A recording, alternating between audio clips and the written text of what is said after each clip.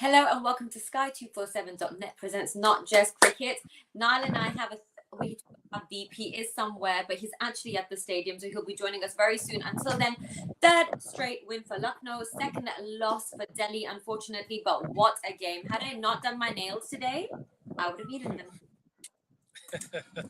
Cracking game, wasn't it? It really was. Ebbed and flowed. I thought, before the game, obviously mentioned I thought Delhi would prosper tonight, but they were undone. Mainly due to a lot of their own, their own frailties. Really, just didn't quite get the perfect game. 149 for three. A very strange scorecard, actually. When you only lose three wickets, you expect to score in excess of 200. So 149 for three. I thought Prithvi played beautifully for 61. And Rishabh Pant, again, the captain, we spoke pre-match, batting slowly once again, just ticking over the 100 strike rate. So not quite good enough for Delhi. Lucknow chased it down. But even up to the last couple of overs, we thought, well, Delhi, they've fought their way back into it. They're right in the game, maybe even favourites. And then they somehow found a way to lose it at the end. Deep, welcome. Thank you for joining us. We need your views on this because you're actually seeing all the action. I'm in London. He's in Edinburgh. You're actually at the stadium. Did you bite your nails? I actually, you know what, during that middle phase, it looked like, they're going to stroll through this game, LSG. But then the moment Quinton de Kock's wicket fell, and that was the time you thought, this could be interesting. You know what? When you lose somebody who's batting so well, suddenly, everything and the dressing room, the dugout seems to be a little relaxed because they were cruising at that point in time. And suddenly that wicket of Quinton de Kock kind of changed a few things because the batters took it a little easy. And listen, I think the game, actually, we're talking about different innings and all, but you've got to give credit to the Lucknow bowlers. They gave only 19 runs in the last 3 overs. Just 19. So till the 17th over, if you look at the comparison, in fact, Delhi were ahead after 17 as compared to Lucknow. It's just the last 3 overs from those Lucknow bowlers were absolutely brilliant. Only 19 runs. Yeah. I mean, barring Prithvi Shaw, their batting seems not to be as it is for Delhi. So let's talk about Delhi right now, specifically. And barring Prithvi, I mean, what was happening? What happened today? A second loss for them. Niall? Yeah, I mean, I just heard Niall. Sorry, the names would need to change. But anyways, Niall mentioned a while ago, very weird kind of that first innings, right? When you generally lose 3 wickets, I mean, you would actually think of, a total of 170, 180. I mean, very rarely you see a below par score with only 3 wickets lost, right? And we're talking about good 15, 20 run shot here. Yeah. So, I mean, and also it was very weird because it's not that Rishabh and Sarfraz weren't trying. They were trying. It was just one of those days that they just couldn't connect anything out of the middle of the bat. So I guess I don't know. I mean, it's very difficult to kind of assess those 2 innings, Sarfraz and Rishabh's, because listen, they were trying hard. So obviously, you got to give a lot of credit to the bowlers for making that happen. But somehow, I don't know. Maybe just should have tried a little harder to get another 10, 15 runs somehow. Well, if you look at Rishabh Pant's innings, he scored 24 runs in 5 balls. So 5 boundaries, he scored 24 runs. In the other 31 balls he faced, he scored 15 runs. So there's something gone awry there with your innings, and sometimes it can be just trying too hard. I was listening to the commentators, and they just said maybe he's just trying too hard. He may be trying to overhit, but when you get off to such a good start like Prithvi Shaw, what a great knock. But David Warner, like we talked David Warner up before the match. I've never seen a batter look more out of nick. 4 off 12 balls, and he didn't even look like getting 4 runs. He was looking to get. Yeah. I was going to say credit to the Lucknow spinners, Bishnoi choking Delhi. I mean, that was quite apparent. Deep, do you want to touch on that point, please? Yeah, I mean, he's got amazing numbers, right, against Warner. I think they've played 3 innings and he's got him out all 3 times. Obviously, Ravi Bishnoi and 6 balls we're talking about. He's just bowled 6 balls and he's got him at Rice, Ravi Bishnoi, Warner. right? And obviously, again, a really good spell from him, 2 for 22. Uh, but also, I mean, obviously they sent in Rockman Pal at 3. You can understand why, because they had a good start, so they wanted to keep that momentum going. But again, that innings from Rockman Pal was a little weird one because the intent wasn't there. If the Yeah. whole idea behind getting somebody to bat at 3, or get him to bat higher up in the order, ideally I would think is to continue with the momentum. But he came out and started playing like a number 3. The Hmm. intent wasn't there, and somehow I think that's where they lost the initiative. Delhi Capitals, as in Delhi, and they just didn't seem to find it back, that momentum. It was a strange Yeah. call. It was a strange call. I just, Rovman Powell is generally a finisher. You watch him play most franchise cricket, even the Hmm. West Indies, they hold him back a little bit. I know he batted up a bit higher for the West Indies recently, but generally you see Rovman Powell in this tournament being someone who can come in and be destructive at the back end of an innings. And he looked a little bit like a fish out of water, really, not really sure whether to go hammer or tong or get himself in. It was actually a perfect scenario for the captain just to stroll out and bat. So, yeah, I think they lost a little bit. They lost a little bit of initiative, a little bit of momentum, and they never really gathered it back. Very difficult in a T20 match when you lose momentum to try and get it back with bat in hand. Very difficult. Credit the bowlers. Give the bowlers a lot of credit. Yeah, we'll talk about the middle overs. Let's take a look at the innings progression. And Niall, if you can take us through this. This is the innings progression for today's game. Yeah, Look at the middle. Hmm. yeah. We looked at the power play. There's not much in it, between Delhi and Lucknow, 52 and 48. So it's neck and neck, even Stevens, you'd say there. And then in the middle overs, Delhi 47 for 3. So you're losing wickets, and you're also going on less than a run a ball. Lucknow, they lost 2. You'd accept that. You're happy to lose 2 in that period, and they went to 7. So even Lucknow were a little bit sedate, but they were in a good position. And then at the back end, obviously Delhi 50 without loss. That was a pretty nice finish. But it was just moments, and we've talked about it with Mumbai, we've talked about it with Chennai, now we're talking about it with Delhi. It's just crunch moments. Having one bad over in a T20 match could cost you a match, and it was probably one over each innings really cost Delhi today. Let's talk about K. Gautam, who bowled really, really well for Delhi Deep. Oh yeah. Listen, I think they brought him into the side because of the number of left-handers that Delhi got, and he bowled really well. I mean, listen, I mean, he's one guy who's who comes in with a lot of reputation because he's been part of the Indian cricket setup as well. He's been traveling with the Indian team. He's not been part of the squad, but he's been traveling. And today he was absolutely brilliant. Mind you, he bowled the second overs. He bowled a couple of overs in the power play, and having bowled those overs, he still managed to go less than run a ball. So I mean, really credit to him. Bowled really well. I think it was extremely smart the way he bowled to someone like Rishabh. Didn't give room at all.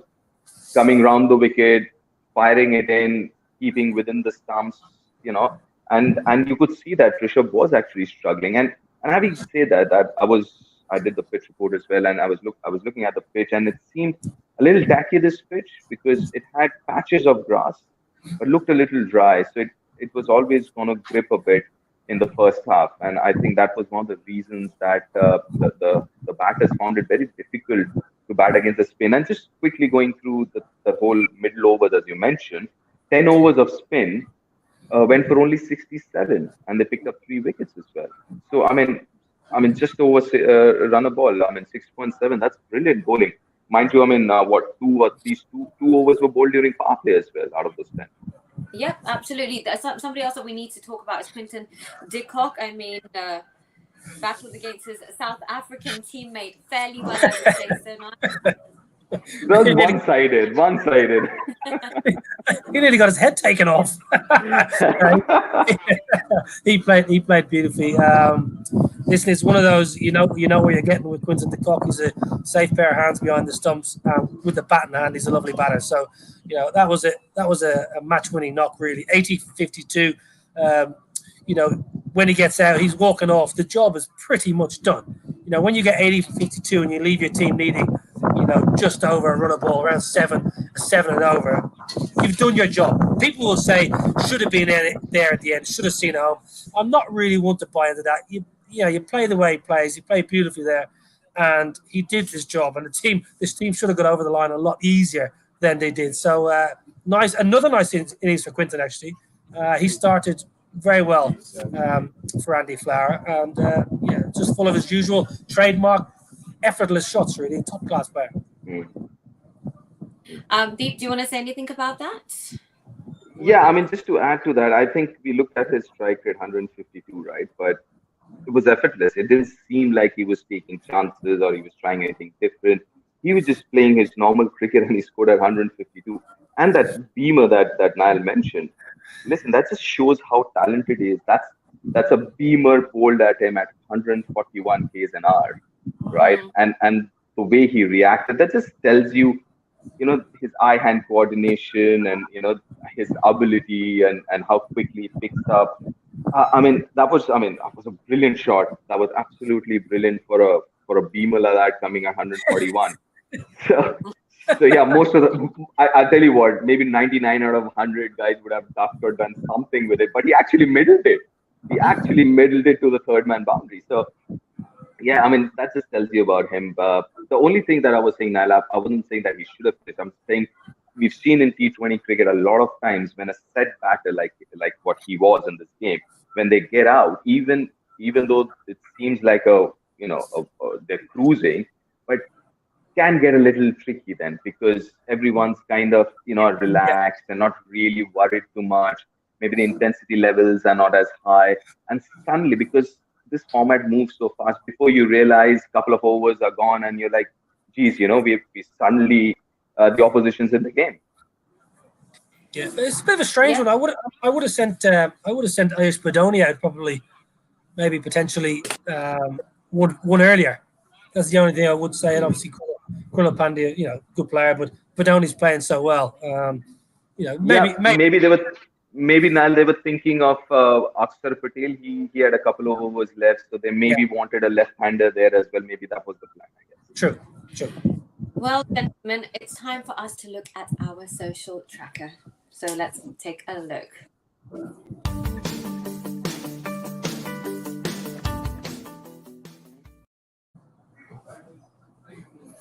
Okay, our first tweet. Let's take a look. Bishnoi at 4 crores is the biggest steal this IPL. He is almost unplayable. I like that tweet. Do you think he's the best value for money, gentlemen? No? Do you think he's the best value for money? Brilliant signing. You know what you're going to get. Very rarely gets tapped. Very rarely gets hit for big runs. Wicket takers. So yeah, it's at the moment he looks like an absolute bargain. But I think when you talk about this tournament, money doesn't really seem to matter. So even someone like a Lockie Ferguson, who probably costs twice as much, is great value. So, but yeah, Ravi Bishnoi, he's winning his team games. He's absolutely playing out with skin. Like a lot of the Indian spinners are thereabouts. Yuvendra Chahal, he's been a great signing for Rajasthan. So Bishnoi, is good to see him because there was a lot of hype about him over the last couple of years. He's got a lot of ability, and we're seeing him reap his rewards. It's good to see. Good thing. Second tweet on Delhi's strategy. Let's take a look. Delhi missed a trick by sending Powell at 3. Better use of resources would have been Sarfaraz at 3 against spinners, capitalizing on the start given by Prithvi and Powell with his power hitting and death hashtag. So that's the next one. Wasim Jaffer. We can't disagree with Wasim Jaffer, can we? Disagree. I think he always likes a challenge. And the next, we have another tweet. Let's see. The last one. Bishnoi okay, that's the first one that's come up. The next one, which is Dear Elgar asks Bangladesh to harden up and play the game at a level that maybe they're not used to. That's quite a witty one there. That's an interesting one. Yeah, that's certainly an interesting one because there's been a bit of feist between the South African and Bangladesh players in the recent series in South Africa. And listen, I've played against Bangladesh and they play hard, but they give you a bit of stick. They're not shy of getting stuck in. And I think South Africa said, well, hold on a minute. We're going to give as good as we got. And I listened to Dean Elgar's interview and, I respect Dean Elgar. I think he's a pretty upstanding individual. He goes about his business like his cricket, like his life. I think he's a pretty trustworthy, pretty honest bloke, Dean Elgar. In his interview, he said, we didn't curse. We weren't rude. We just played it hard. We played it fair. and maybe Bangladesh weren't expecting it. So listen, if you're going to dish it out, you got to be willing to take it. You also dished out quite a lot, especially to Brian Lara. Tell us about that. I did, yeah, the great man BC Lara. Well, 2004 in Belfast. I won't bore you too long, but he drove at one, and I'm pretty sure, even to this day, 20 years later, he got a little nick in it, and I caught it, and the umpire gave him not out. At the end of the over, the captain said to me, "Niall, did he nick it?" I said, "Skipper, he didn't nick it. He middled it." So Brian walked down the other end and said to me, "I walk when I nick it." So I gave him a bit of Irish choice language, and he went on and got 120. Okay, so before I let you go, let's take a quick look at the numbers tracker so we can see where our lovely team at the points table, shall we? Well, Oh yes, it makes good reading, doesn't it? Yeah, lovely. Wow.